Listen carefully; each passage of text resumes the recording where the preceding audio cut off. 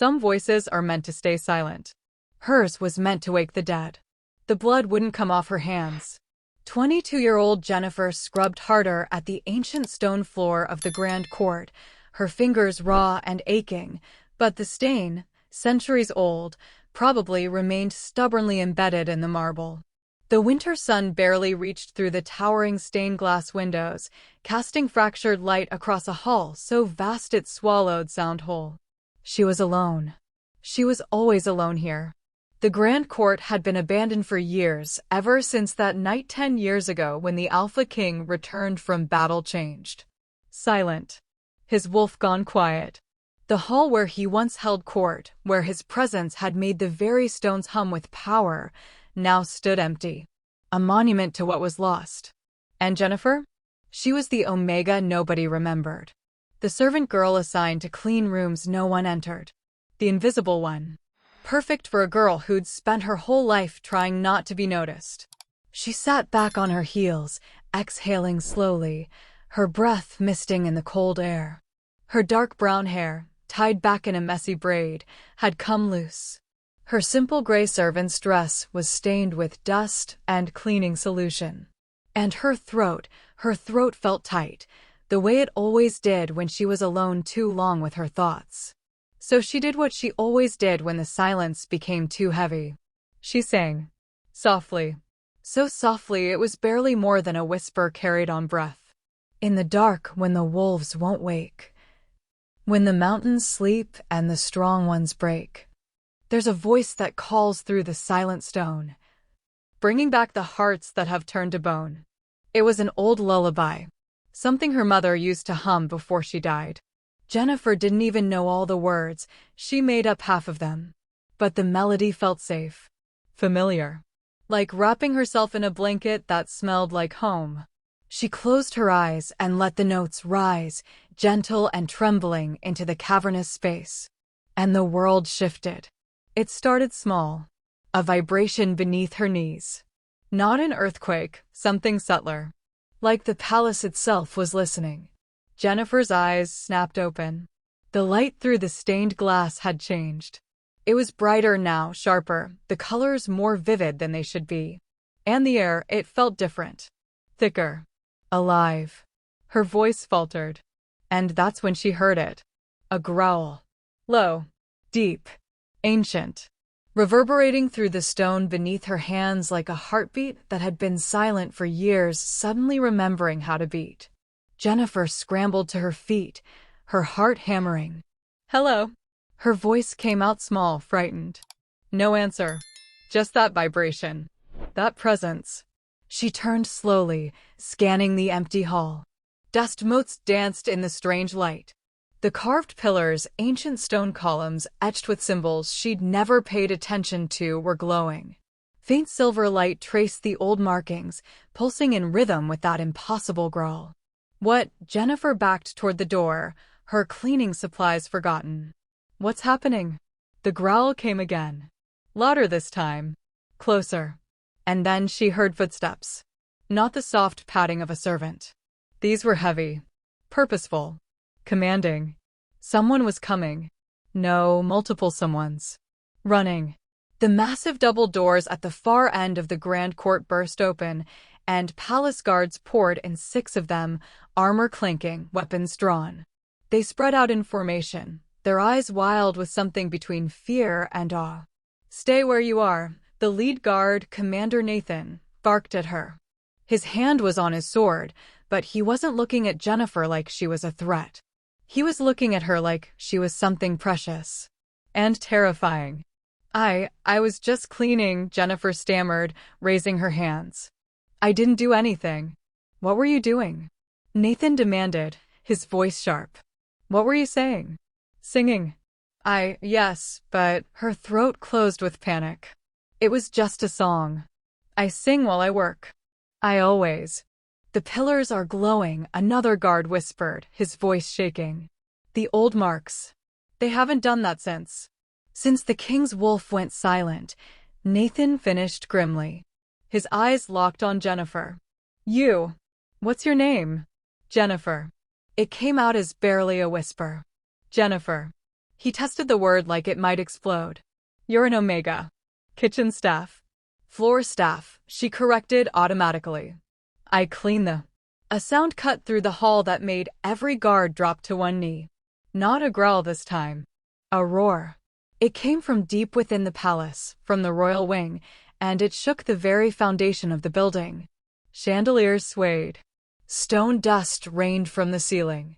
And that presence, that ancient, sleeping thing Jennifer had felt stirring, suddenly wasn't sleeping anymore. It was awake. And it was furious. By the goddess, Nathan breathed, his face pale. His wolf. After 10 years. The doors behind the guards exploded open again, and this time, the figure that entered made Jennifer's knees go weak. Alpha King Greg. She'd never seen him in person. No Omega ever did. He was a myth to people like her, a figure glimpsed only from windows during rare public appearances, always silent, always distant, always wrong in a way no one could name. But there was nothing distant about him now. He was tall, easily 6.5 feet, with broad shoulders and a presence that filled the entire hall despite the space. His black hair was disheveled, like he'd been sleeping. His sharp, aristocratic features were set in an expression of absolute authority. And his eyes were glowing. Pure molten gold. Alpha Wolf gold. The kind of gold everyone said had vanished from them 10 years ago.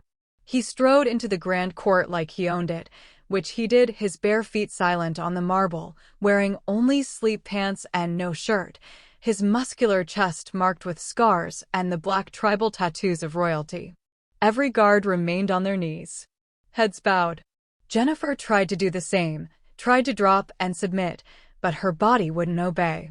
She was frozen, staring at him, her heart hammering so hard she thought it might break through her ribs. The king's glowing eyes swept the hall, took in the glowing pillars, the frightened guards, the dust still settling from his wolf's roar. And then his gaze locked on Jennifer. The world stopped.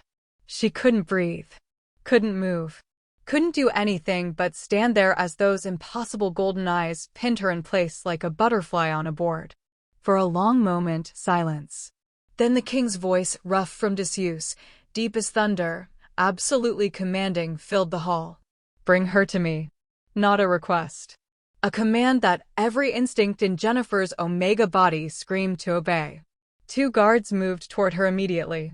Wait, Jennifer found her voice, panic flooding through her. Wait, I didn't do anything. I was just cleaning, I was just singing, I don't. Now, the king said, his eyes never leaving hers. Bring her to me now. Nathan grabbed her arm, not roughly, but firmly, and began pulling her forward. Jennifer stumbled, her legs barely working, her mind screaming questions she couldn't form into words. What's happening? What did I do? Why are the pillars glowing? Why is the king here? Why is he looking at me like that? As the guards brought her closer, the king's expression didn't change. But something else did. The golden glow in his eyes intensified. And deep in Jennifer's chest, something she'd never felt before suddenly awoke. Not her wolf, she didn't have one. Omegas like her were born without the ability to shift. But something else. Something that hummed in response to his presence, that recognized him in a way that made absolutely no sense.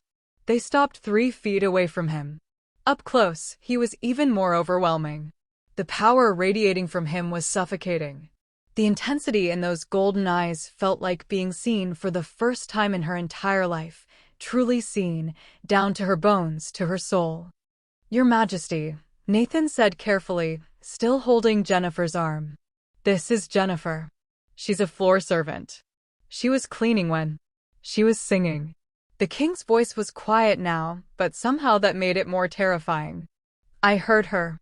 From the royal wing. Through stone and distance. I heard her. His gaze dropped to Jennifer, and when he spoke again, it was directly to her. Sing. Jennifer's mouth opened. Closed. I don't.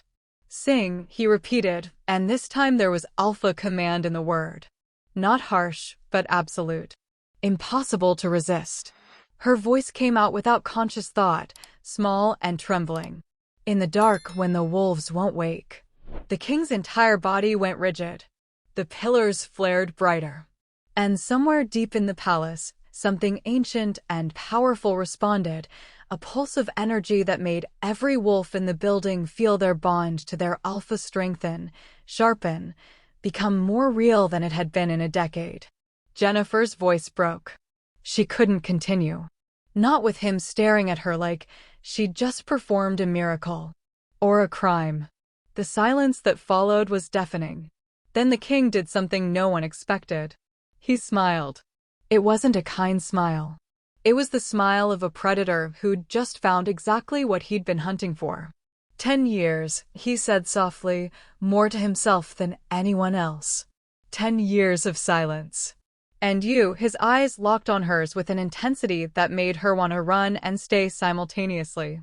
You woke him. With a song. I don't understand, Jennifer whispered. I didn't mean to. Your voice. He stepped closer, and Nathan immediately released her arm and backed away, giving the king space. It's not normal. It's not Omega. He paused, something like recognition dawning in his expression. Impossible. He circled her slowly, like a wolf assessing prey. Jennifer stood frozen, every instinct screaming danger, but unable to move. Commander Nathan, the king said without looking away from her. Clear the court. And summon Elder Zach. Immediately. Your Majesty. Now. The guards fled. And Jennifer was left alone with the Alpha King in the glowing court, with pillars humming around them and a power she didn't understand crackling in the air between them. The king stopped directly in front of her, so close she could feel the heat radiating from his bare skin. What are you? He asked quietly. Nobody, Jennifer answered honestly, her voice shaking. I'm nobody, Your Majesty. Just a servant. I've been here my whole life, cleaning floors, staying out of the way. I'm nobody. No. His hand reached out slowly, giving her time to flinch away though she didn't, and his fingers caught her chin, tilting her face up to meet his eyes. You're not nobody. You're the girl who woke my wolf. The girl whose voice made ancient wards react. The girl who he paused, and something vulnerable flickered across his expression. The girl who brought me back from 10 years of silence. His thumb brushed across her lower lip, and Jennifer gasped at the jolt of sensation that raced through her. So I'll ask you again, the king said, his voice dropping to a dangerous rumble. What? Are you? And Jennifer, terrified and confused and feeling power she didn't understand humming beneath her skin, could only whisper the truth. I don't know. Hey, beautiful souls. Welcome back to Cindy's Wolfheart Stories. Smash that subscribe button, drop a comment, and tell us where you're watching from right now. The royal study was nothing like Jennifer had imagined. She'd spent her entire life in the palace's shadowy corners, servants' quarters, kitchen corridors, forgotten halls, but she'd never been here. Where power lived. Where decisions that shaped the kingdom were made. The room was massive yet somehow intimate, lined floor to ceiling with ancient books and scrolls. A fire crackled in a hearth large enough to stand in. And at the center, behind a desk carved from a single piece of black oak, sat Alpha King Greg, now dressed in dark formal clothing that somehow made him more intimidating than when he'd been shirtless. His golden eyes hadn't left her since Elder Zach arrived. Jennifer sat in a chair that felt far too grand for someone like her, her hands twisted in her lap, acutely aware that she was still wearing her dirty cleaning dress. Elder Zach, ancient, weathered, with eyes that had seen centuries, stood beside the king's desk, studying her with an intensity that made her want to disappear. Sing again, Zach said quietly. It wasn't a command. Not quite. But Jennifer felt compelled to obey anyway. She opened her mouth, her voice barely above a whisper. When the mountains sleep and the strong ones break. The books on the shelves trembled. The fire in the hearth flared brighter. And the king's eyes blazed pure gold as his wolf surged closer to the surface. Jennifer stopped immediately, fear choking off the melody. By the goddess, Zack breathed, his weathered face pale. Your Majesty, the legends were true. Explain. Greg's voice was controlled, but Jennifer could hear the edge beneath it. The barely restrained power. She's a wolf siren, Zack said, his voice filled with awe and dread. A creature we believed extinct. A being whose voice can awaken sleeping wolves, strengthen pack bonds, influence emotions, and he paused, his gaze shifting to Jennifer. Break curses that even the most powerful magic cannot touch. Jennifer's heart hammered. I don't understand. I'm just an Omega. I don't even have a wolf. I can't shift. Because you were never meant to, Zack interrupted gently. Wolf sirens don't shift, child. They don't need to. Their power lies entirely in their voice. In the frequencies they create.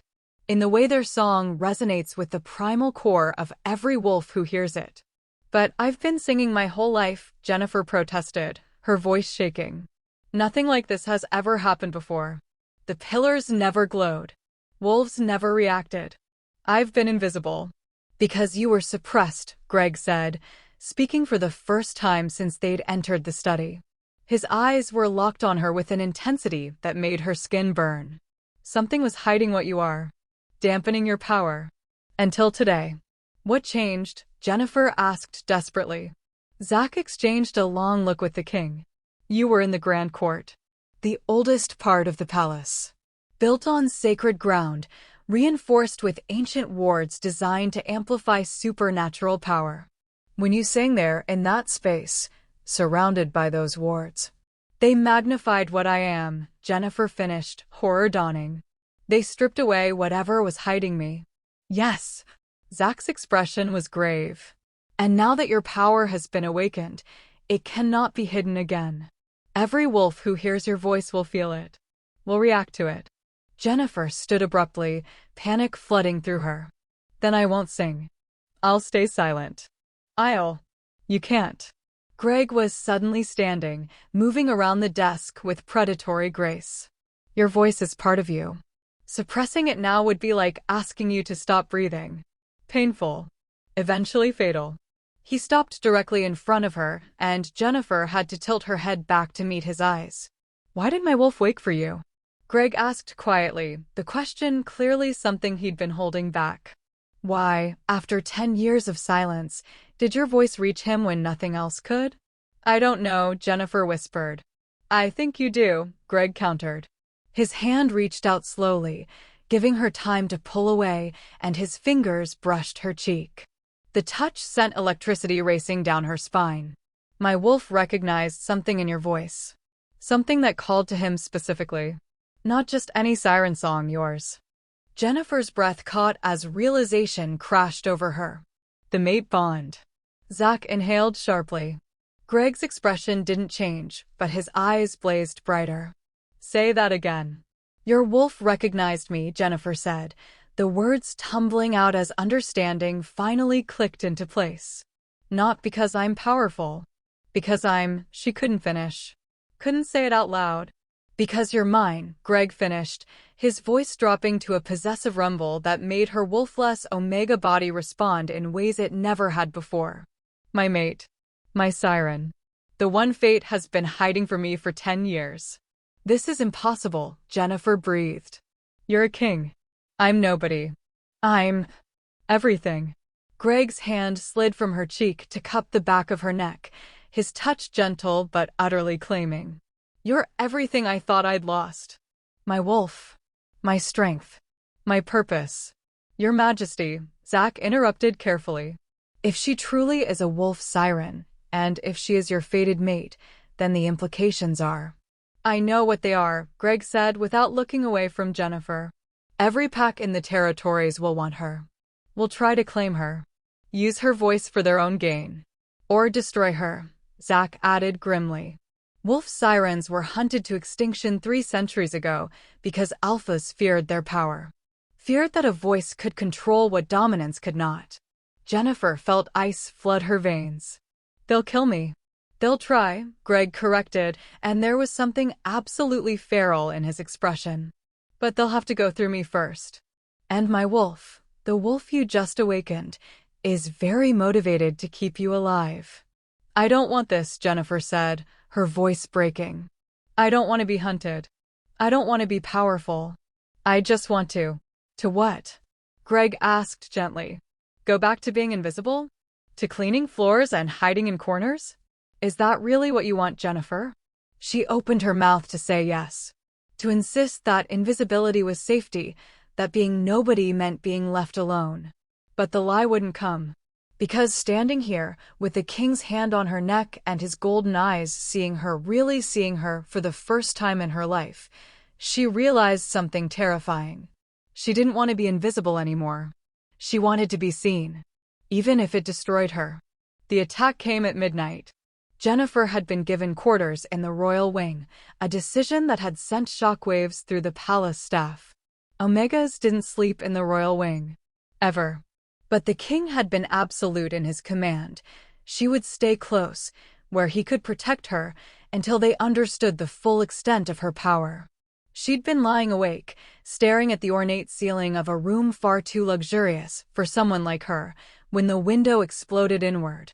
Glass shattered across the floor. Cold night air rushed in. And through the broken window came a figure dressed entirely in black, moving with supernatural speed. Jennifer screamed. The assassin was on her in seconds, a hand clamping over her mouth, a blade pressed to her throat. Don't make a sound, siren, a male voice hissed in her ear. You're coming with us. The northern clans have use for a voice like yours. Terror flooded through Jennifer. She couldn't shift, couldn't fight, couldn't do anything but sing. The note that tore from her throat wasn't beautiful. It was primal, desperate.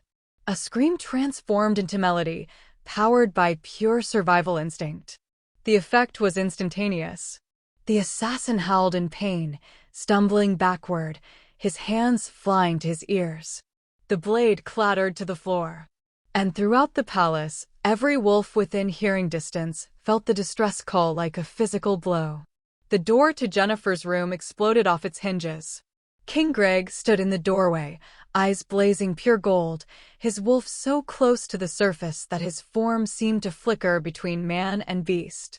He took in the scene, the broken window, the assassin, Jennifer pressed against the wall with terror in her eyes, and his roar shook the entire wing. Mine, he snarled, the word barely human. The assassin tried to run. Made it 2 steps before Greg had him by the throat, lifted off the ground, claws extended and pressing into vulnerable flesh. Who sent you? Greg demanded, his voice a rumble of barely controlled violence. The assassin spat blood. The northern clans. They know what she is. They want. Greg's claws tightened. She's not theirs to want. They'll keep coming, the assassin choked out. Every alpha in the territories will want the siren. You can't protect her from everyone. The sound of bones snapping cut off the rest of his words. Jennifer watched the assassin crumple to the floor, dead before he hit the ground, and felt nothing but relief. And that scared her almost as much as the attack had. Greg turned to her immediately, crossing the room in 3 strides.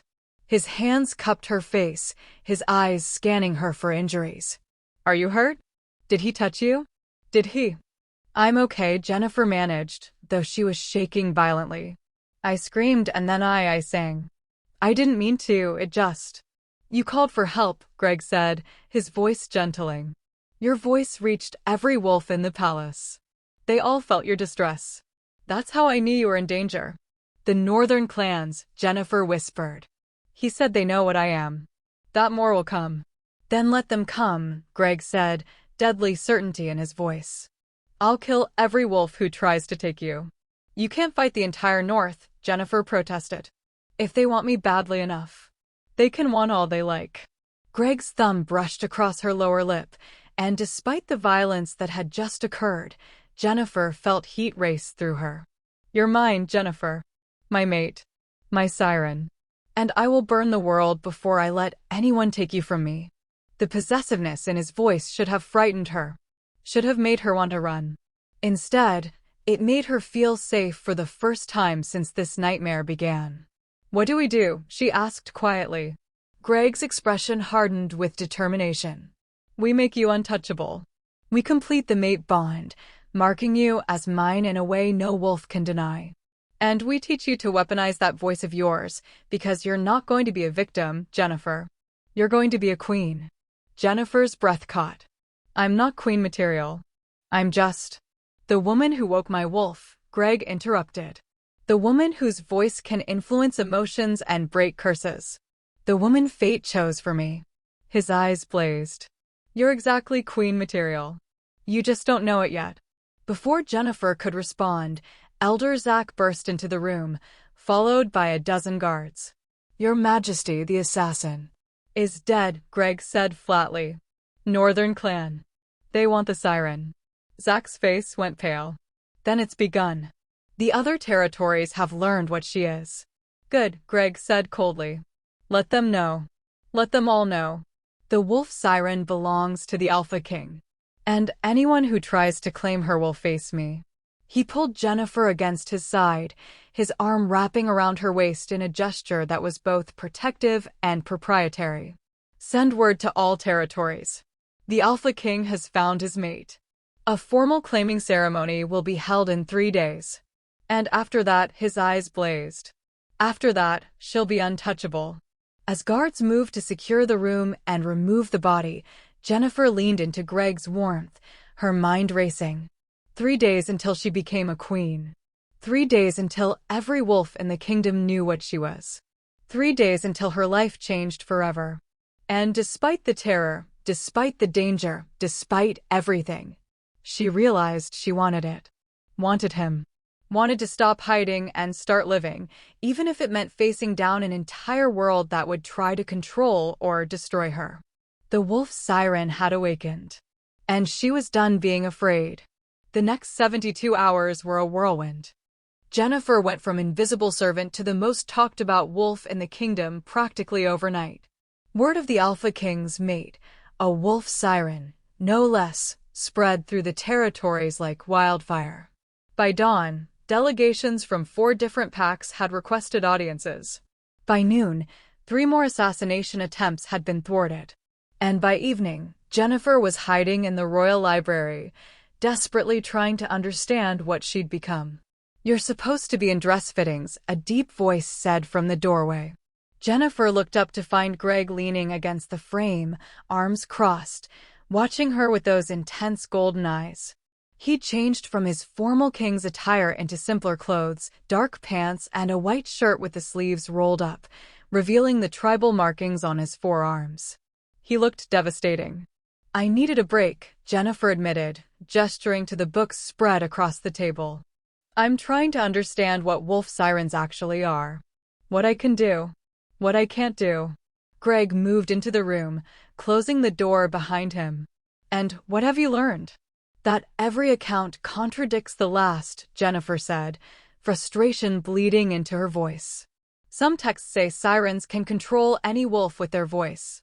Others say they can only influence emotions. Some claim they can break any curse. Others say their power is limited to awakening sleeping wolves. She looked up at him. I don't know what I am, Greg.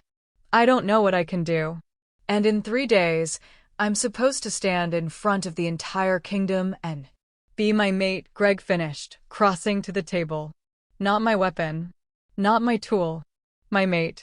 That's all anyone needs to know. But what if I can't protect myself? Jennifer's voice dropped to a whisper. What if my voice isn't enough? What if? Greg's hand caught her chin, tilting her face up. Then I protect you. That's what mates do, Jennifer. We protect each other. You're already protecting me, she protested. I'm the one who's useless. I can't shift. I can't fight. All I have is a voice I don't understand. Stop. Greg's command was gentle but absolute. You are not useless. Your voice woke my wolf when nothing else could. Your voice called for help and every wolf in the palace felt it. Your voice, he paused, something vulnerable flickering across his expression. Your voice makes me feel whole for the first time in 10 years. That is not useless, Jennifer. That is everything. Jennifer's breath caught at the raw honesty in his words. I'm scared, she admitted quietly. Scared of what I am. Scared of what people will expect. Scared of, she couldn't finish. Scared of me? Greg asked, and there was hurt buried beneath the question. No. The answer came instantly, instinctively. Not of you. Never of you. I'm scared of disappointing you. Of not being what you need. Of. Greg kissed her. It wasn't gentle. It was claiming, possessive, absolutely thorough. His hand slid into her hair, angling her head for better access, and Jennifer melted against him, her hands fisting in his shirt as heat raced through her body. When he finally pulled back, they were both breathing hard. You could never disappoint me, Greg said roughly, his forehead resting against hers. You're my mate. My siren. The other half of my soul. Nothing you do or don't do will change that. Even if I can't be the queen everyone expects, Jennifer asked. Then we redefine what a queen is, Greg said simply. Together. A knock on the library door interrupted them. Your Majesty, Commander Nathan's voice came through the wood. The Northern delegation has arrived. They're demanding to speak with you about the siren. Greg's expression hardened immediately. Tell them I'll see them in the throne room. 10 minutes. They specifically requested to see the siren as well. They can request all they want, Greg said coldly. My maid is not a spectacle to be paraded in front of alphas who think they have a claim to her. Jennifer touched his arm gently. Maybe I should go. Show them I'm not afraid. You're not going anywhere near those wolves, Greg said, his voice brooking no argument. The Northern clans sent the assassin, Jennifer. They want you dead or under their control. I'm not giving them any opportunity. Then they'll think I'm weak, Jennifer protested. That I'm hiding behind you. I don't care what they think. Greg's hand cupped her face. Your safety matters more than politics. But, no. His alpha command bled into the word. You stay here. Nathan will post guards outside. And after I'm done reminding the Northern clans exactly who rules this kingdom, I'll come back and we'll continue this conversation. Understood. Jennifer wanted to argue. Wanted to insist she could handle herself. But the protective fury in Greg's eyes made her realize something important. He wasn't trying to cage her. He was trying to keep her alive long enough for her to learn how to protect herself. Understood, she said softly. Greg pressed one more kiss to her forehead before heading for the door. But he paused at the threshold, looking back at her with an expression that made her heart clench. 3 days, he said quietly. In 3 days, you'll be mine in every way that matters. And after that, anyone who tries to take you will face the full wrath of an alpha king and his awakened wolf. I promise you, Jennifer, you will be safe. I will make you safe. Then he was gone, and Jennifer was left alone with ancient books and the terrifying knowledge that in 3 days, her entire world would change. And she had absolutely no idea if she was ready for it. The throne room confrontation with the Northern delegation lasted exactly 17 minutes. Jennifer heard about it from the guards posted outside the library, how King Greg had made it abundantly clear that the wolf siren was under his protection, how he'd threatened war if another assassin crossed into his territory, how his wolf's dominance had been so overwhelming that 2 of the Northern alphas had been forced to submit on the spot. But what Jennifer didn't hear about until later was the conversation that happened after the delegation left. She was still in the library when Elder Zach found her, his ancient face grave with concern. Child, he said quietly, closing the door behind him. We need to talk. About what you are. About what your voice can truly do. Jennifer set down the book she'd been pretending to read. I thought wolf sirens were extinct. That there weren't any records.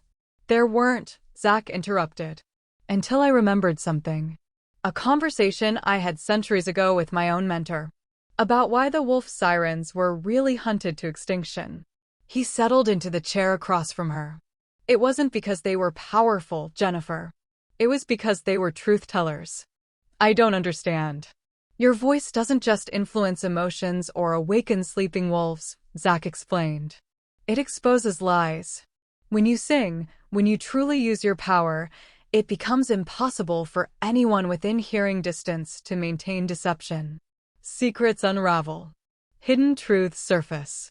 Wolves who've been lying to others, to themselves, suddenly can't maintain the facade. Jennifer's blood ran cold. That's why they were killed.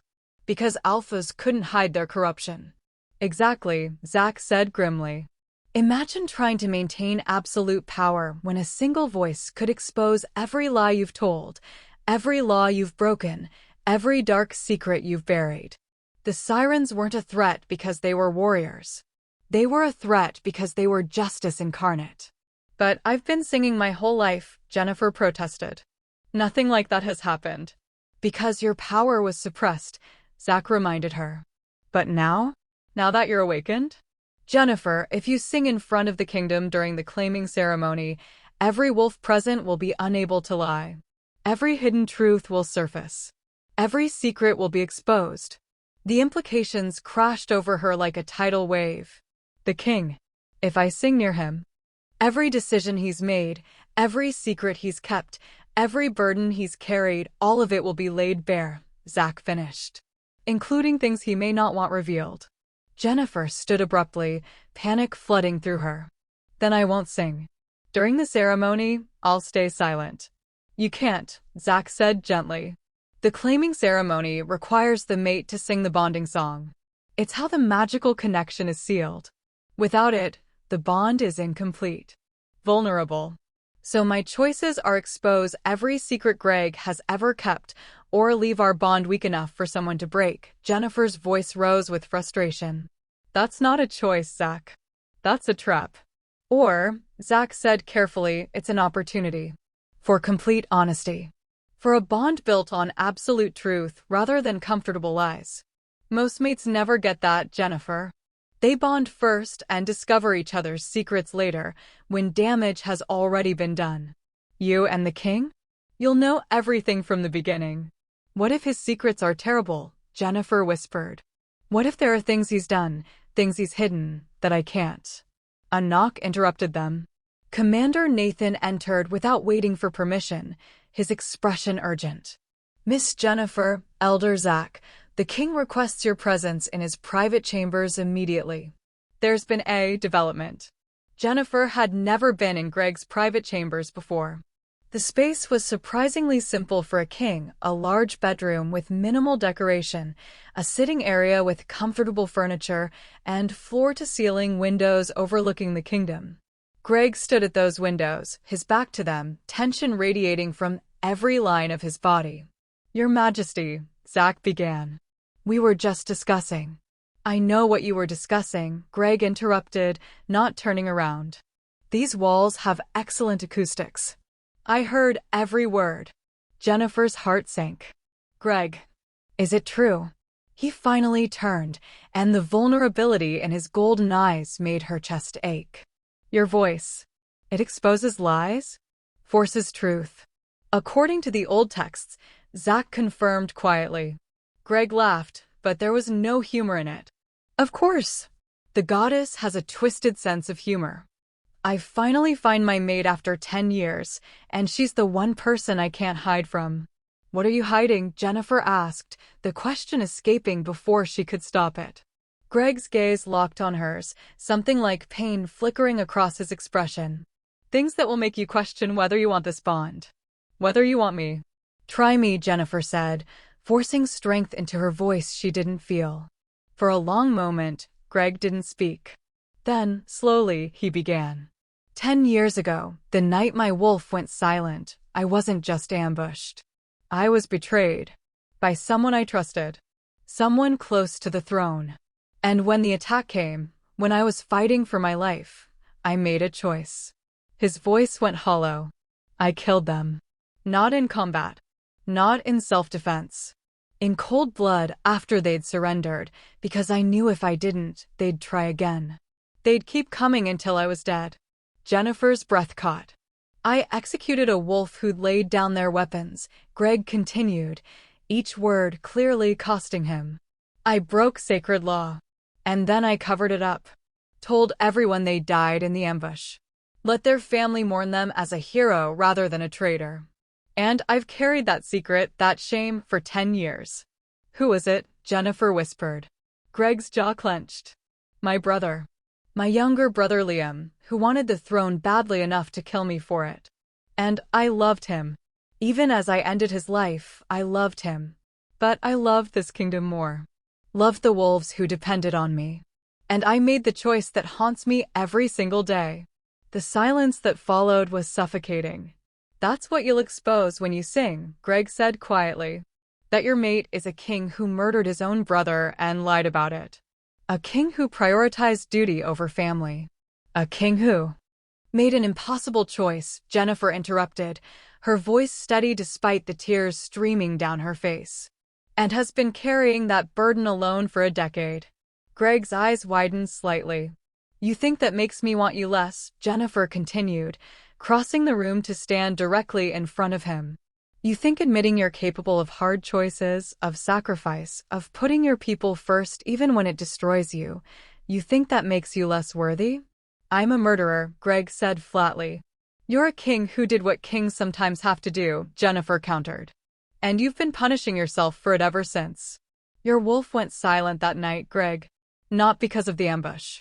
Because killing your brother broke something fundamental inside you. And you've been living with that brokenness, alone, for 10 years.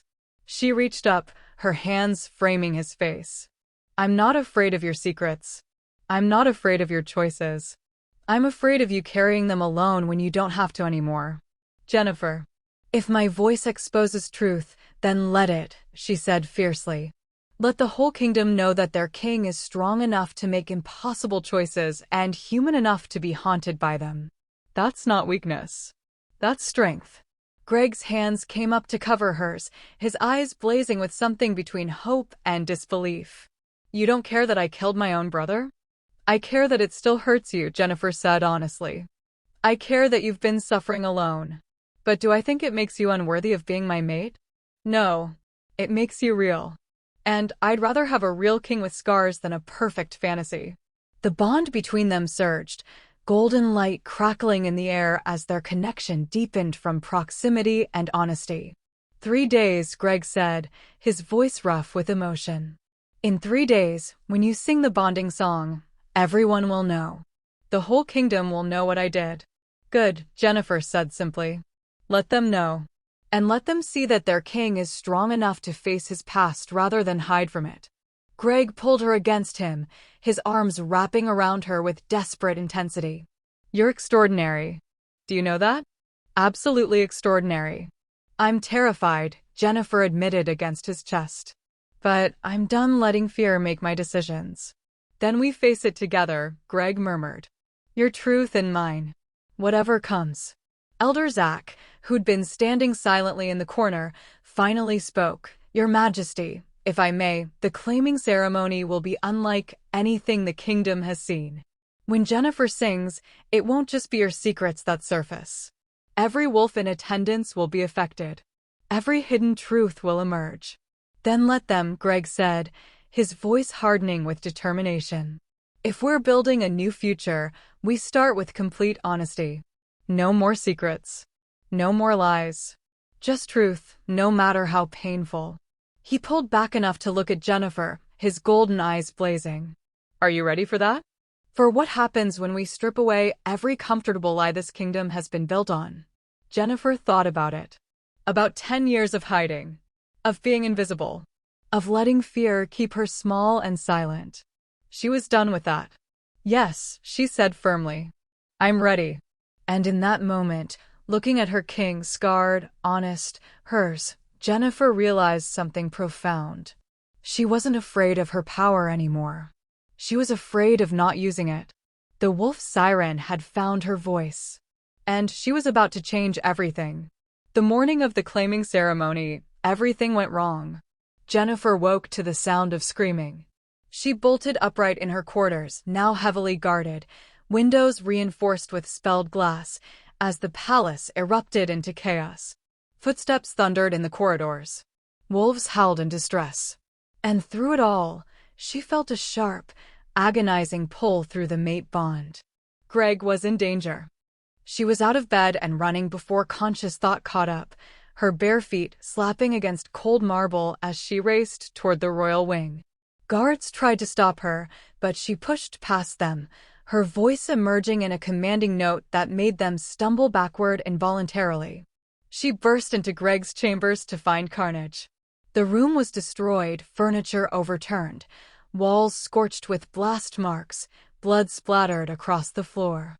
And in the center of it all, Greg knelt, his hands pressed to his chest, his face twisted in agony. Greg, Jennifer dropped beside him, her hands hovering over his body, afraid to touch, afraid of making it worse. What happened? What? Poison, he gasped out, his golden eyes flickering between consciousness and something darker. In the morning meal. Wolfsbane. Spelled. Can't shift. Can't heal. Horror crashed through Jennifer. Wolfsbane was deadly to werewolves, and spelled wolfsbane was specifically designed to prevent the natural healing that would normally save them. Where's the healer? Jennifer demanded, looking at the guards who'd followed her. Get the healer now. Already here, a calm voice said from the doorway. Healer Kara entered, her expression grave as she knelt beside Greg. But there's nothing I can do. The poison is too advanced. It's already shutting down his organs. No. The word came out flat, absolute. No, there has to be something. There isn't, Kara said gently. I'm sorry, Jennifer. Unless we can counteract the spell component, the wolfsbane will kill him within the hour. Then counteract it, Jennifer's voice rose to a near scream. Do something. The spell was cast by a powerful witch, Kara explained, her voice heavy with regret. To break it would require magic of equal or greater strength. And we don't have time to summon. I do. The words left Jennifer's mouth before she fully understood them. Everyone in the room turned to stare at her. You're not a witch, Elder Zach said carefully from where he'd appeared in the doorway. No, Jennifer agreed, her mind racing as pieces clicked into place. But my voice breaks curses. You said so yourself. Wolf's siren power can undo magical bindings. You've never done that before, Kara protested. You don't know if. I don't care. Jennifer's hands found Greg's face, tilting his head up so his fading golden eyes met hers. I'm not losing you. Not like this. Not when we haven't even, her voice cracked. I'm not losing you. Greg's hand came up weakly to cover hers. Jennifer, dangerous. If you fail. Then I fail, she said fiercely. But I'm trying. So shut up and let me save your life. Despite everything, Greg almost smiled. Jennifer closed her eyes, reaching inward for the power she'd been afraid of her entire life. The silver voice that made pillars glow and wolves kneel and truth surface like oil on water. She'd never tried to direct it before. Never tried to wield it with intention. But Greg was dying, and fear was no longer an option. She opened her mouth and sang. Not the lullaby from before. Something else. Something that came from a place deeper than memory, older than consciousness. A melody that felt like it had existed before language, before form, before anything but pure intention. The psalm was about breaking. About chains shattering. About poison losing its grip and magic unraveling and life refusing to be extinguished. Silver light erupted from her body. It poured from her mouth with every note, wrapped around Greg like visible sound, and burned into the poison corrupting his system. Jennifer could see it somehow, the dark, sickly magic trying to stop his heart, trying to shut down his lungs, and she sang against it. The spell fought back. Dark energy lashed out, trying to silence her, trying to stop the song. Pain exploded through Jennifer's body as magical backlash slammed into her, but she didn't stop. Couldn't stop. Because Greg's eyes were still fading, his breathing still shallow, and she would sing until her voice gave out or her heart stopped before she let him die. The room shook with the force of two opposing magics colliding. And then, with a sound like glass shattering, the spell broke. The dark energy dissipated. The wolfsbane's hold dissolved. And Greg gasped as his natural healing suddenly surged back online, his wolf finally able to fight the poison that had been killing him. Jennifer's song faded to silence. She swayed, exhaustion crashing over her, and would have collapsed if Greg hadn't caught her, pulling her against his chest despite his own weakness. "You did it," he breathed, wonder and awe coloring his voice. "You actually did it." "Told you," Jennifer mumbled against his shoulder. "Not losing you." Healer Kara was already moving, checking Greg's vitals, her expression shifting from despair to cautious hope. "The poison is clearing. His healing is working again. He'll need rest," but she looked at Jennifer with something like reverence. "You saved his life." "Who did this?" Jennifer asked, forcing herself upright despite wanting nothing more than to collapse. "Who poisoned him?" The silence that followed was damning. "We don't know," Commander Nathan finally said. "The investigation is ongoing, but—" "It was someone inside the palace," Zach finished grimly. "Someone with access to the king's private chambers. Someone he trusted." The implications were horrifying. Not just an assassination attempt, but betrayal. Again. Just like 10 years ago with his brother. Jennifer felt Greg's entire body go rigid with fury and something deeper, old pain resurfacing, old wounds torn open. "Call off the ceremony," Greg said, his voice hollow. "We can't proceed when there's a traitor in the palace." "No," Jennifer's voice was firm despite her exhaustion. "We proceed exactly as planned." Everyone stared at her. "Jennifer, we can't risk," Greg started. "Yes, we can," she interrupted. "Because whoever did this, they're betting on us being afraid, betting on us hiding, betting on secrets staying buried." Her eyes blazed with determination. "So we do the opposite. We hold the ceremony exactly as planned.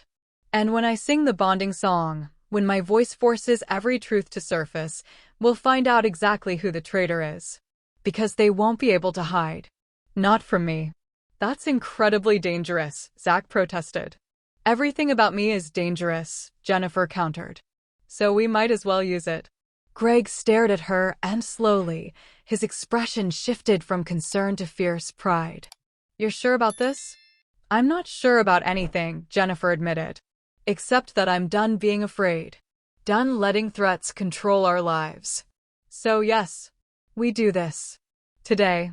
And we face whatever truth comes out.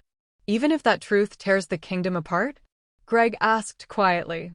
Jennifer met his eyes, unflinching. Better torn apart by truth than held together by lies. For a long moment, Greg studied her. Then he nodded, decision made. "The ceremony proceeds," he announced. "Jennifer is right. We face this head-on.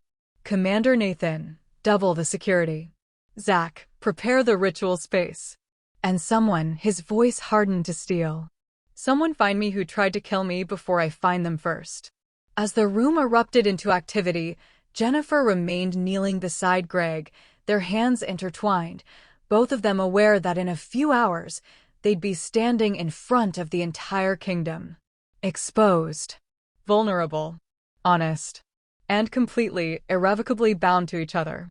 "No matter what happens," Greg said quietly, his thumb brushing across her knuckles. "No matter what truths come out. I want you to know I don't regret this. Any of it." "You." "Good," Jennifer said, managing a small smile despite the fear churning in her stomach. "Because I don't regret you either. Even if you are the most complicated maid in existence." "Complicated." Greg huffed a weak laugh. "That's one way to put it." "I prefer worthy of the effort," Jennifer said, leaning forward to press a gentle kiss to his forehead. "Now rest. You need your strength for later." "For the ceremony?" "For whatever comes after," Jennifer corrected. "Because when I sing that bonding song, Greg, everything changes. And I need you strong enough to face it with me." His hand tightened on hers. "Together." "Together," she agreed. But as the palace scrambled to prepare for a ceremony that would expose every secret, every lie, every hidden truth, Jennifer couldn't shake the feeling that they were walking into something far more dangerous than a simple bonding ritual. They were about to tear down the comfortable facades an entire kingdom had been built on. And she had no idea if what remained would be strong enough to survive. The ceremony space was breathtaking. The grand court had been transformed. The pillars, the same ones that had glowed when Jennifer first sang, were now wrapped in silver and gold fabric. Thousands of candles floated overhead, held aloft by magic. And at the center, on a raised dais, stood an altar carved from moonstone that seemed to pulse with ancient power. Every wolf of importance in the kingdom was present. Alphas from allied territories, elders, council members, warriors, all dressed in formal ceremony attire, all watching with a mixture of curiosity and barely concealed judgment as Jennifer was led to the preparation chamber. She wore a dress that felt like liquid moonlight, silver fabric that caught the light and seemed to move with its own will. Her dark hair had been left loose, falling in waves down her back. And around her neck, a pendant, a silver wolf with golden eyes, the symbol of the Alpha King's mate. She looked like a queen. She felt like she was walking toward her own execution. "You don't have to do this," Kara said gently as she made final adjustments to Jennifer's appearance. "If you're not ready." "I'm ready," Jennifer interrupted, her voice steadier than she felt. "Or at least, I'm as ready as I'm going to be." A knock on the door. Elder Zach entered, his expression grave. "It's time. The king is waiting." Jennifer took a deep breath and followed him out. The walk to the dais felt endless. Every eye in the room tracked her movement. Every wolf could smell her nervousness, her fear, her determination. Whispers followed in her wake. "That's the siren? She doesn't look that powerful. The king is making a mistake. She'll destroy us all." Jennifer kept her head high and her steps steady, refusing to show weakness even as doubt clawed at her insides. And then she saw Greg. He stood at the altar, dressed in formal black with gold embroidery that marked him as royalty. He'd recovered from the poisoning, or at least hidden the lingering effects well. His golden eyes blazed as he watched her approach, and the intensity in them made Jennifer's breath catch. He looked at her like she was the only person in the room. Like she was everything. When she reached the dais, Greg extended his hand. Jennifer took it, and the moment their skin touched, the mate bond flared, golden and silver light intertwining visibly in the air between them. The crowd gasped. "You're beautiful," Greg murmured, quiet enough that only she could hear. "And terrifying. And absolutely perfect." "Flattery won't make me less likely to expose all your secrets," Jennifer whispered back. "I'm counting on it," he said, and there was no fear in his voice. Only certainty. Elder Zach stepped forward, his voice carrying across the silent hall. "We gather to witness the bonding of Alpha King Greg and his chosen mate, Jennifer of the Wolf Siren bloodline. This union is blessed by the moon goddess and sealed by ancient ritual. Let all who witness speak now if they see reason this bond should not be formed." Silence. Then, from the back of the hall, a voice. "I object." The crowd parted as a figure stepped forward. Alpha Dane of the Northern clans, his expression cold and calculating. "The siren's power is too great. Too dangerous. She should belong to no single alpha. She should be controlled by a council, her voice used for the good of all territories." "She's not property to be controlled," Greg said, his voice dropping to a dangerous growl. "Isn't she?" Dane countered. "A voice that can expose lies, break curses, awaken sleeping wolves? That's not a mate, Your Majesty. That's a weapon. And weapons should be carefully regulated." Other voices rose in agreement. Alphas who saw opportunity. Elders who feared change. Council members who wanted control. And Jennifer realized this was the trap. Not an assassination. Not a direct attack. But a political maneuver to claim her power while undermining Greg's authority. She felt Greg's fury through the bond, felt him preparing to respond with violence and dominance. But that wasn't the answer. Words were. "You're right," Jennifer said clearly, her voice cutting through the growing chaos. The room went silent. Even Greg turned to stare at her.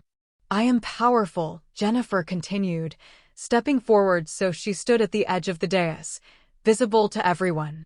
"My voice can do things that frighten you, that threaten the comfortable lives you've built your lives on. And you're absolutely right to be concerned. Jennifer, Greg started, but she squeezed his hand, silently asking him to trust her. But here's what you're wrong about, she said, her gaze sweeping across the assembled wolves. I'm not a weapon to be controlled. I'm not property to be regulated. I'm a person. With agency. With choice. And I choose him. She turned to look at Greg, her voice softening. I choose the alpha who sees me as a partner, not a tool. Who values honesty over comfort. Who would rather face hard truths than hide behind convenient lies. I choose the mate who makes me stronger rather than trying to make me small. Turning back to the crowd. So yes, Alpha Dane. My power is great. And I'm giving it freely to King Greg. Not because he demands it. Not because he controls me. But because he's earned it. By being honest. By being brave enough to face what my voice will reveal. By choosing me when every political instinct probably told him to lock me away where I couldn't threaten his secrets. The silence that followed was absolute. Then Jennifer sang. Not the bonding song yet. Just a single note. Clear. Pure. Powerful. And every wolf in the room felt it like a physical touch, truth pressing against their carefully maintained facades. This is what I am, Jennifer said as the note faded. This is what my voice does. And in a moment, when I sing the bonding song, every secret in this room will surface. Every lie will be exposed. Every hidden truth will come to light. And you're all terrified of what that means. She let the words hang. Then, but I'm not doing it to destroy you. I'm doing it to free you. Because living with lies is exhausting. Maintaining facades is painful. And maybe, just maybe, if we start this new era with complete honesty, we can build something better than what came before. She extended her hand to Alpha Dane. So, if you want to object to this bonding, object honestly. Tell everyone the real reason you're here. The real reason you want control over my power. Dane's face went pale. And in that moment, Jennifer knew her voice was already working. Already making it impossible for him to maintain his political mask. Dane struggled, his expression twisting. The northern clans believe that. The truth, Alpha, Jennifer said softly. My voice compels it. So tell us. Why do you really want to control me? The words burst from him involuntarily, because the northern territories have been lying about their resources for years. We've been taking more than our share, hiding wealth, preparing for war. And if your voice exposes that during diplomatic negotiations, we'll lose everything. The crowd erupted into shocked whispers. Dane looked horrified, his hand flying to his mouth as if he could stuff the words back in. But it was too late. The truth was out. And Jennifer realized she'd just proven her power to everyone in the room. Thank you for your honesty, she said quietly. Elder Zach? I believe we have a bonding to complete. Zach stepped forward, his expression caught between shock and admiration. Yes. Yes, of course. King Greg, Jennifer, please join hands over the altar. They did. And as their fingers intertwined, Jennifer felt the mate bond humming between them, ready to be completed. Ready to be sealed with truth. Jennifer, Zach said formally. You must now sing the bonding song. Let your voice carry your intention, your commitment, your choice. And let the goddess witness. Jennifer took a deep breath, looked into Greg's golden eyes, and began to sing. The melody was ancient, passed down through generations of wolf sirens. Words in a language older than the kingdom itself. And as her voice rose, filled the hall, wrapped around every wolf present, the magic activated. Not destructive. Not violent. Just revealing. All around them, wolves began to speak involuntarily. Secrets tumbling out. Truths surfacing. Years of hidden pain and buried shame and carefully maintained lies suddenly exposed to the light. A council member admitted to embezzling funds. An elder confessed to falsifying records. A warrior revealed a decades-old betrayal. And through it all, Jennifer kept singing, kept the truth flowing, while maintaining eye contact with Greg, trusting him to face his own truth when it came. And it did. As the song reached its crescendo, Greg's voice emerged, involuntary, compelled by Jennifer's power. I killed my brother. 10 years ago. He betrayed me, tried to take the throne, and I executed him after he'd surrendered. And I've been carrying that guilt, that shame, every day since.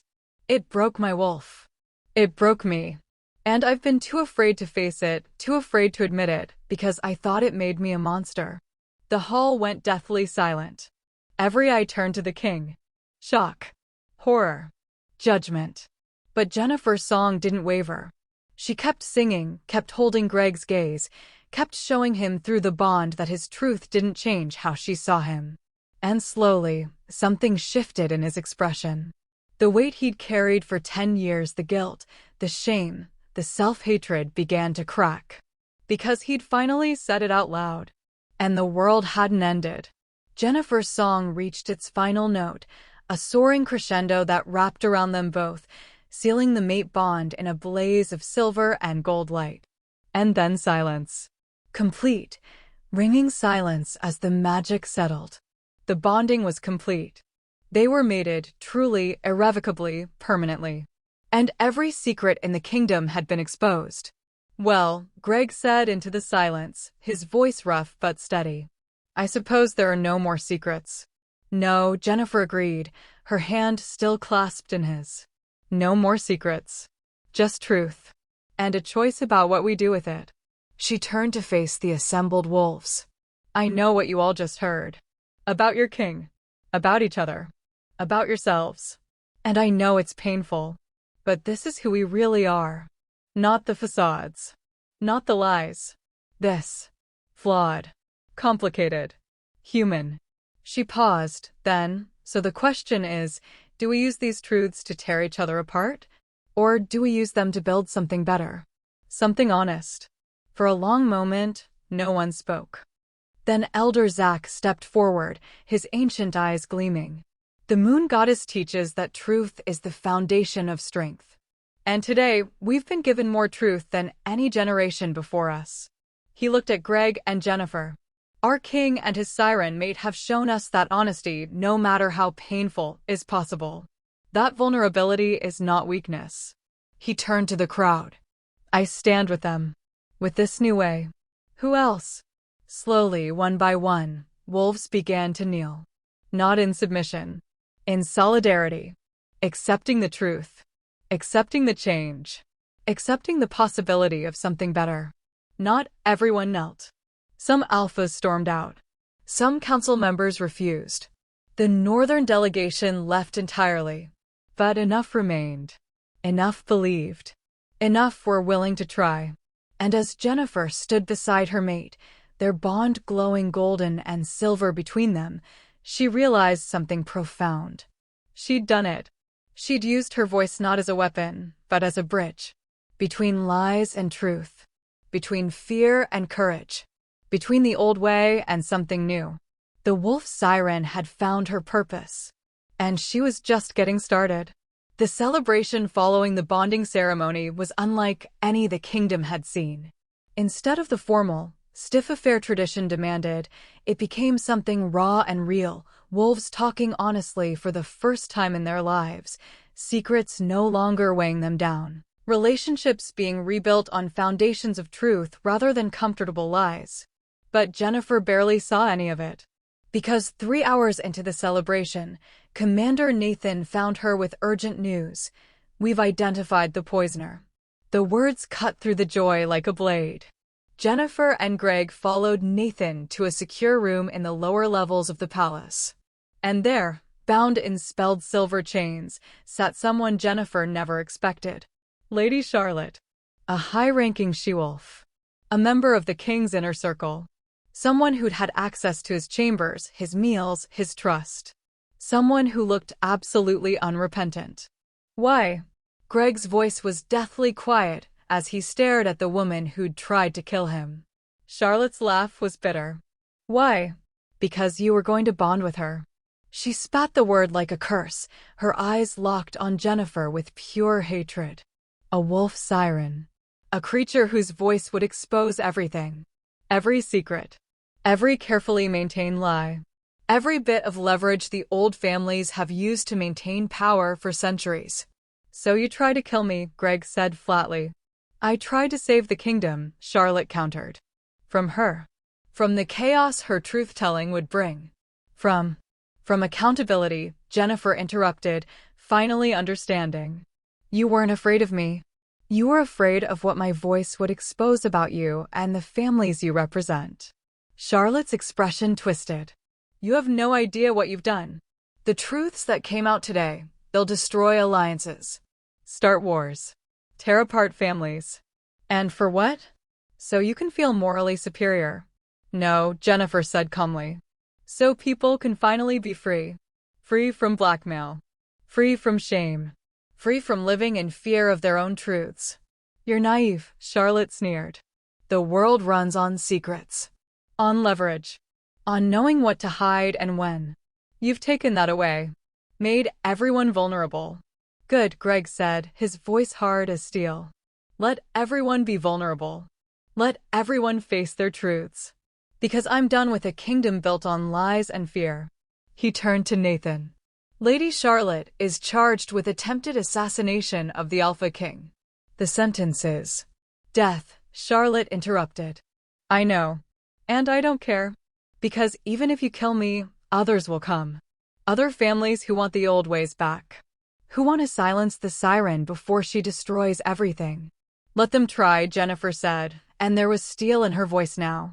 Power. Certainty. I'm not going to be silenced. Not by threats. Not by fear. Not by people who'd rather maintain comfortable lies than face hard truths. She stepped closer to Charlotte, her silver eyes blazing. You think my voice is dangerous? You're right. It is. But not in the way you fear. I'm not here to destroy. I'm here to heal. To give wolves the chance to be honest. To live without shame. To build something better than what came before. You're a fool, Charlotte said. Maybe, Jennifer agreed. But I'd rather be a fool who tries than a coward who poisons. Greg's hand found hers, their bond pulsing with shared determination. The sentence stands. Lady Charlotte, you'll be executed at dawn for treason and attempted murder of the Alpha King. Charlotte's expression didn't change. Then I die knowing I tried to stop this madness. That's enough. As guards led her away, Jennifer felt exhausted. Not physically. Emotionally. The weight of what they'd done, what her voice had unleashed, settling onto her shoulders. Are we doing the right thing? She asked Greg quietly once they were alone. Forcing truth on people who aren't ready? Destroying the structures that have kept the kingdom stable? I don't know, Greg admitted, pulling her against his chest. But I know that what we had before wasn't working. Wasn't sustainable. It was only a matter of time before the lies and the corruption brought everything down anyway. So we're building something new, Jennifer said. Even though we have no idea if it'll work. Together, Greg reminded her. We're building it together. And that I believe in. They stood like that for a long moment, drawing strength from each other, from the bond that now tied them irrevocably. Then Greg pulled back, something shifting in his expression. There's one more thing we need to do.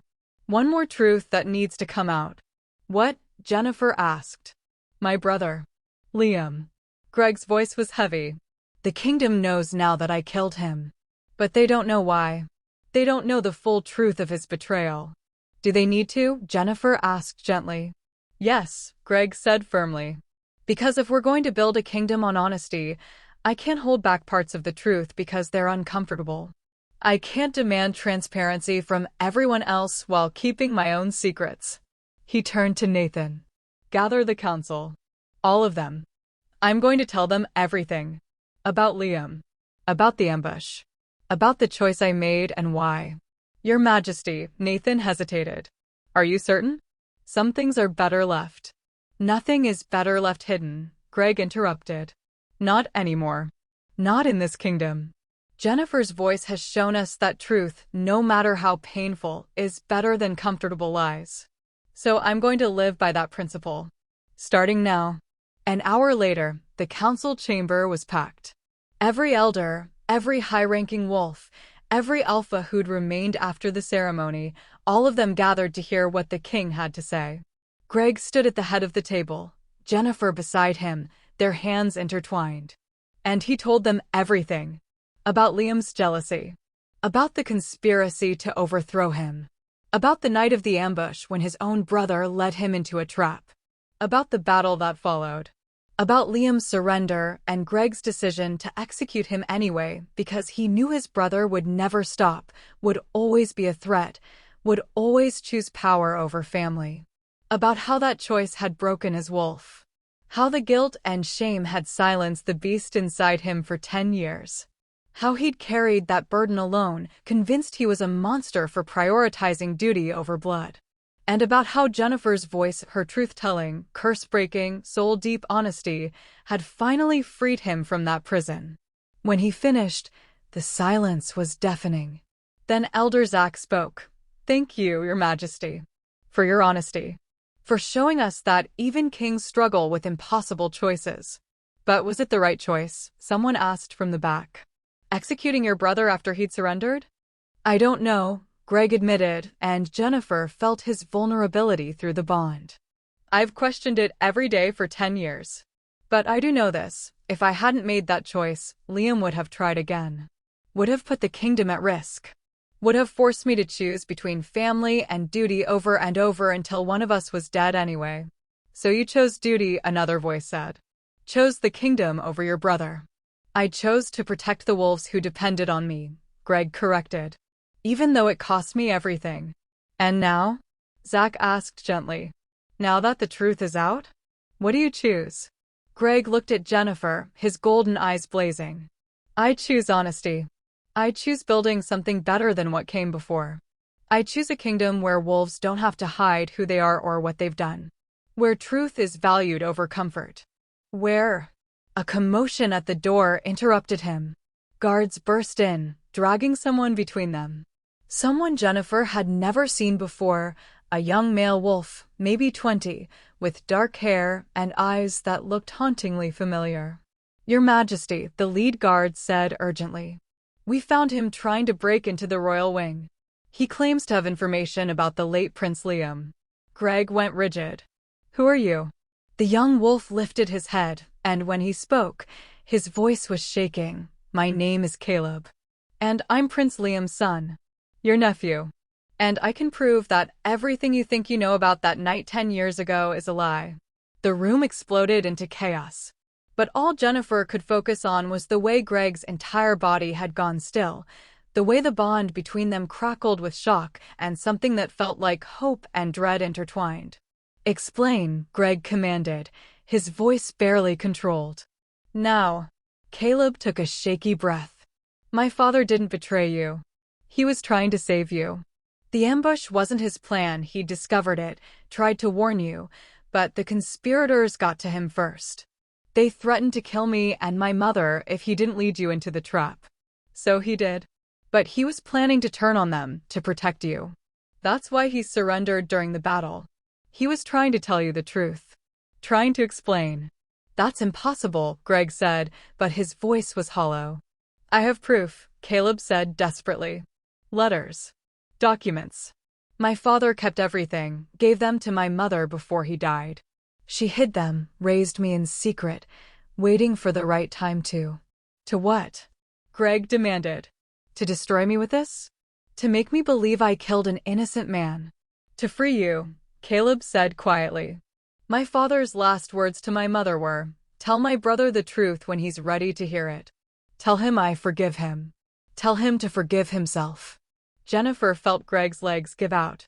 She caught him, held him as the weight of 10 years of guilt and shame and self-hatred came crashing down with the possibility that it had all been based on a lie. "Show me," Greg whispered. "Show me the proof." Caleb pulled out a sealed envelope, hands shaking.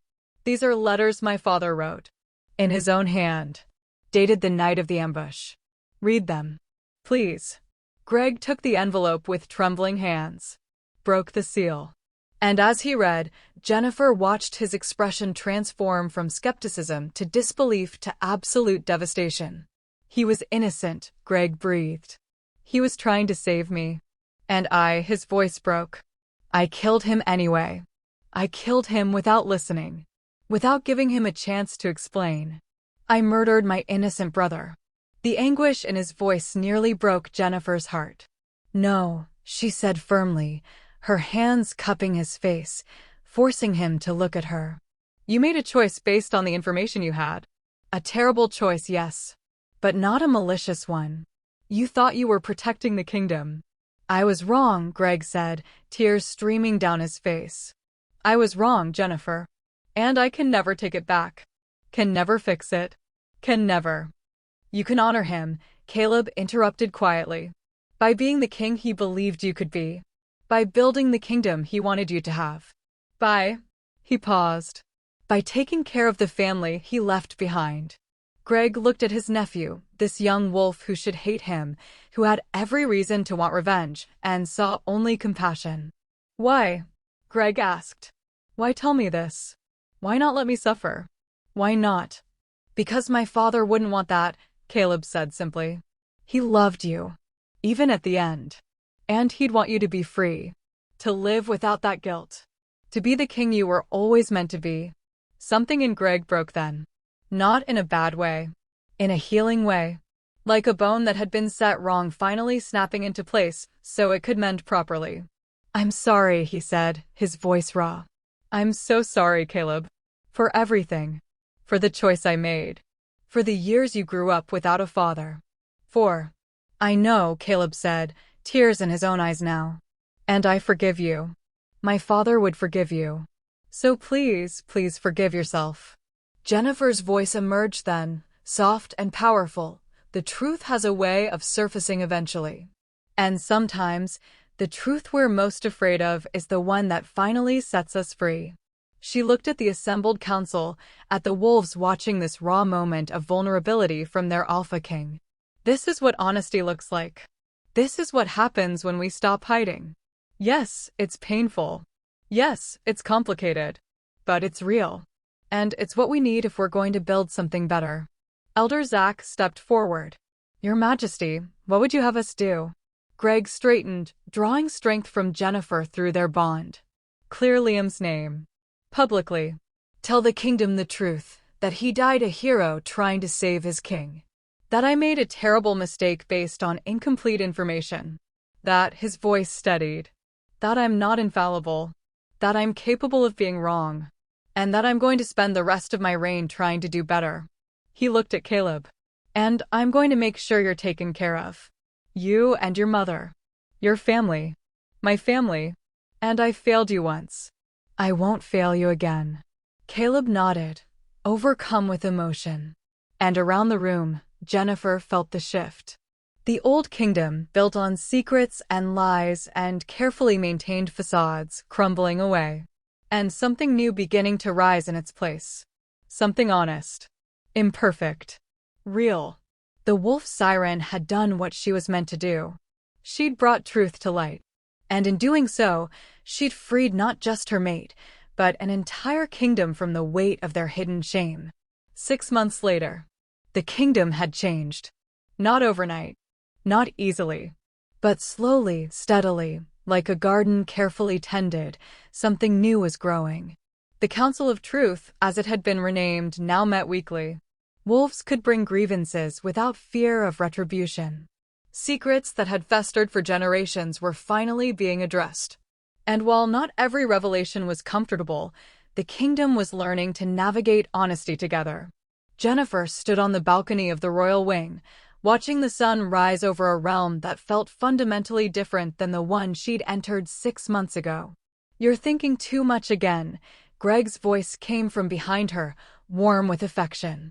She turned to find her mate, her husband now, after a human ceremony they'd held last month, watching her with those golden eyes that still made her heart race. I'm thinking about how much has changed, Jennifer said as he wrapped his arms around her from behind, his chin resting on her shoulder. 6 months ago, I was a servant girl trying to stay invisible. Now I'm a queen, Greg finished. My queen. The wolf siren who changed everything. I still don't feel like a queen, Jennifer admitted. Good, Greg said, pressing a kiss to her temple.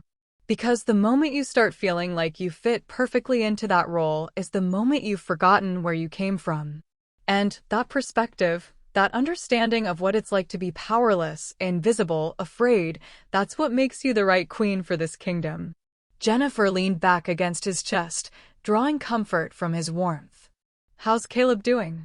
Better, Greg said, and she could hear the smile in his voice. He started training with the Royal Guard. Nathan says he's a natural. And his mother, he paused. Evelyn is adjusting well to palace life. She's been helping Elder Zach catalog the old histories. Turns out she's brilliant with ancient texts. I'm glad, Jennifer said sincerely. They deserve peace. After everything. We all do, Greg agreed.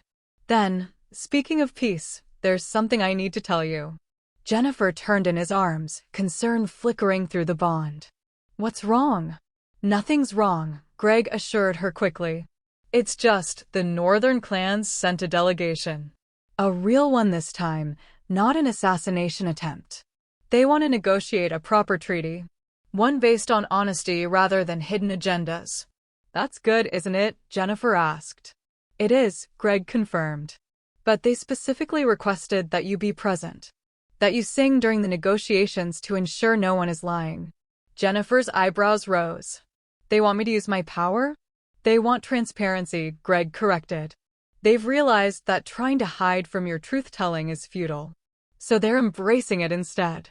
Using it as a tool for genuine diplomacy. Jennifer processed that.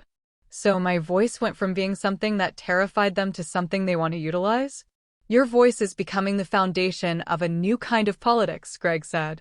One where lies are impossible. Where treaties are genuine because no one can hide their true intentions. He paused. It's revolutionary, Jennifer. You're creating a world where honesty isn't just valued, it's required. That sounds exhausting, Jennifer said honestly. Greg laughed.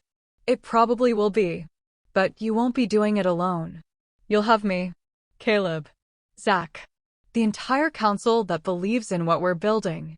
And you, Jennifer asked, her hands coming up to frame his face. How are you? Really? After everything with Liam, with the truth coming out.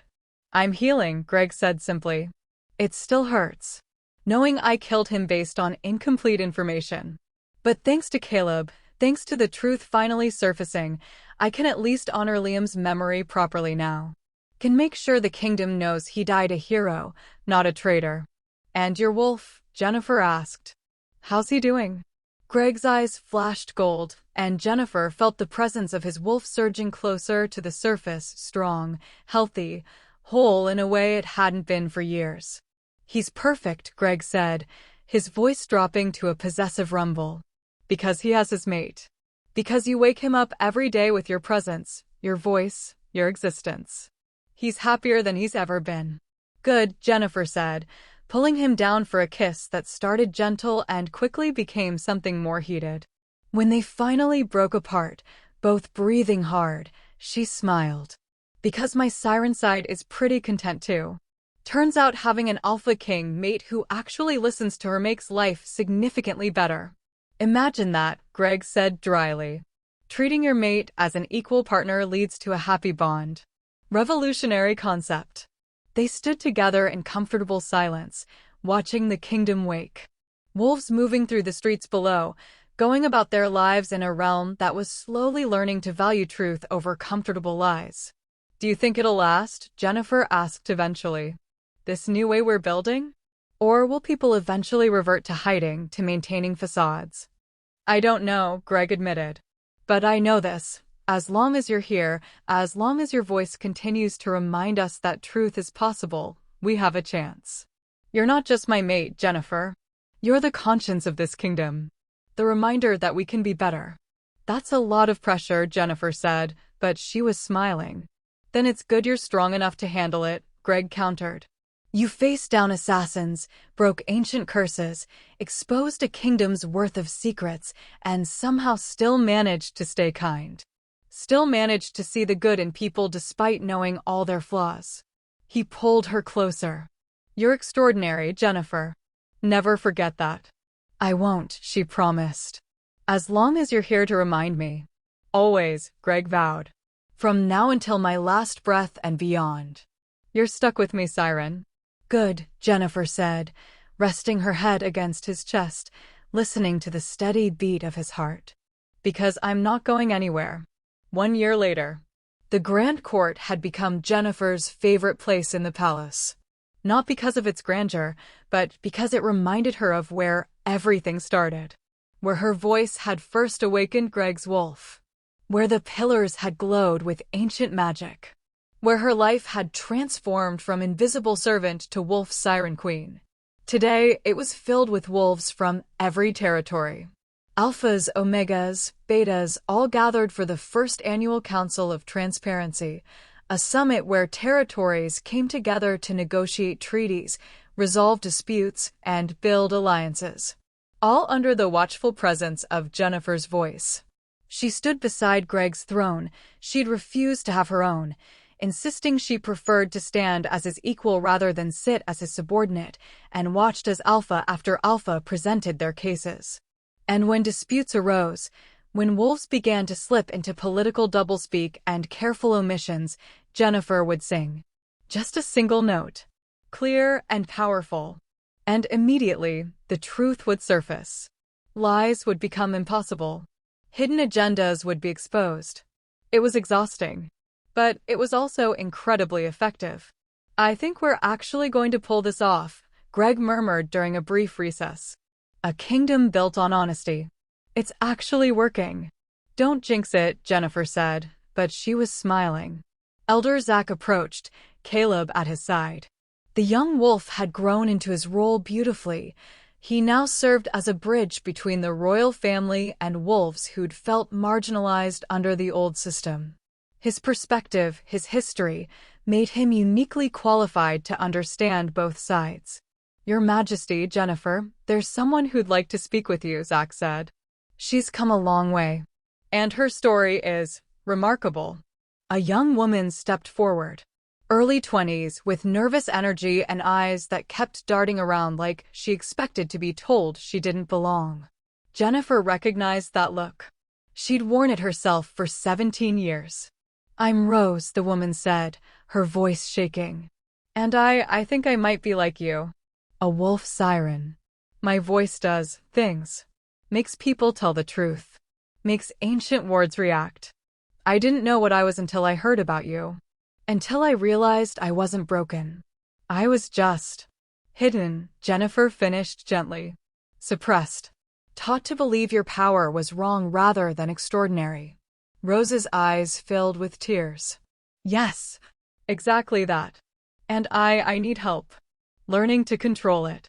Understanding it. I can't do it alone. Jennifer looked at Greg, a silent question in her eyes. He nodded immediately.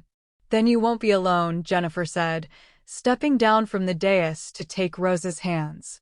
I'll teach you everything I've learned. And together, we'll figure out what wolf sirens are truly capable of. Really? Rose breathed. You'd do that? Of course, Jennifer said firmly. Because no one should have to navigate this power alone. No one should have to hide what they are. And if there are more of us out there, more wolf sirens who survive the purge in secret, then we need to find them. Protect them. Teach them. She looked back at Greg, at Zach, at Caleb, at the assembled council. Maybe that's the next step.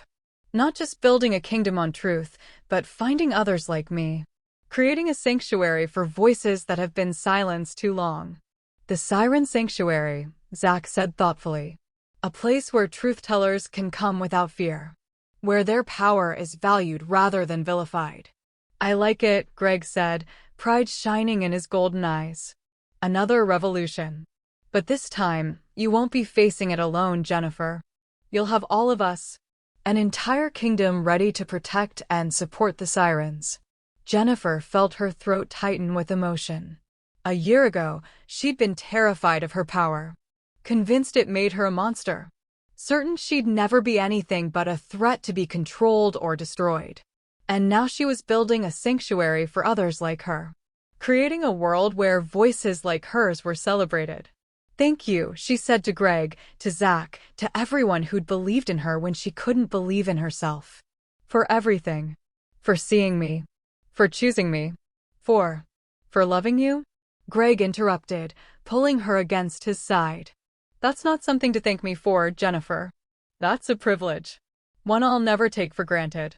He kissed her then, in front of the entire council, a claiming kiss that made several wolves clear their throats in embarrassment and made Jennifer's heart soar. When they broke apart, she was smiling, truly, genuinely, completely happy. So, she said, turning back to Rose. Ready to start your training? Fair warning, it's going to be intense. And emotional. And you'll probably cry at least once. I'm ready, Rose said, determination shining through her nervousness. I want to be like you. Strong. Confident. Unafraid. Then let's begin, Jennifer said. And as the Council of Transparency resumed, as Rose started her journey toward understanding her power, as Greg ruled with wisdom and honesty, Jennifer realized something profound. She'd found her purpose. Not as a weapon. Not as a tool. But as a teacher. A protector. A voice for those who'd been silenced. The wolf siren who'd started as nobody had become everything. And she was just getting started. 5 years later. The Siren Sanctuary had grown beyond anything Jennifer could have imagined. 15 wolf sirens had been found, some young, some old, all of them hiding in plain sight, afraid of what they were. Under Jennifer's guidance, they learned to control their power, to use their voices not as weapons but as tools for healing, for truth, for justice. They'd become advisors to kingdoms across the territories. Mediators in disputes. Teachers helping wolves navigate honest communication. The world was changing. Slowly. But it was changing. And at the center of it all, Jennifer and Greg remained mates, partners, co-rulers of a kingdom that had learned to value truth over comfort. Their children, 3 of them now, all with varying degrees of siren abilities, ran through the palace halls, their laughter echoing off ancient stones that had once only known silence and secrets. Do you ever miss it? Greg asked one evening as they sat together in their private quarters, watching their youngest, Luna, practice making small objects levitate with her voice. Miss what? Jennifer asked. Being invisible, Greg clarified. Being the servant girl who could hide in corners and avoid responsibility. Jennifer thought about it. Honestly considered the question. Then, no. Not even a little bit. Because being invisible meant being silent. And my voice, she gestured to Luna, to the sanctuary wolves training in the courtyard below, to the kingdom that had transformed around them. My voice was meant to be heard. It was, Greg agreed, pulling her close. And it changed everything. We changed everything, Jennifer corrected. Together. Together, Greg echoed, the word that had become their promise, their vow, their absolute truth. And as the sun set over a kingdom built on honesty, as wolf sirens across the territories used their voices to heal rather than harm, as children grew up knowing they could be truthful without fear. Jennifer sang. Not a song of power or dominance or control. Just a simple lullaby. The one her mother had taught her. The one she'd been singing the day everything changed. And the whole palace, the whole kingdom, seemed to pause and listen. Because some voices were meant to stay silent. But hers? Hers was meant to wake the world. And it had. Beautiful souls. Can you believe this journey? From a scared servant girl to the wolf siren queen who changed an entire kingdom. Drop a comment telling me your favorite moment. Was it when she first woke Greg's wolf? When she broke the poison curse? When the truth about Liam came out? I want to know what moment made you feel all the feels. And if you haven't subscribed to Cindy's Wolfheart stories yet, what are you waiting for? Hit that subscribe button because we've got so many more emotional, addictive, absolutely stunning werewolf romances coming your way. Your heart isn't ready, but trust me, you need to be here for what's next. Until next time, beautiful souls, may you all find the courage to let your voice be heard. You're stronger than you know, more powerful than you believe, and absolutely, perfectly, exactly enough. Thank you for staying tuned to Jennifer and Greg's story. See you in the next one.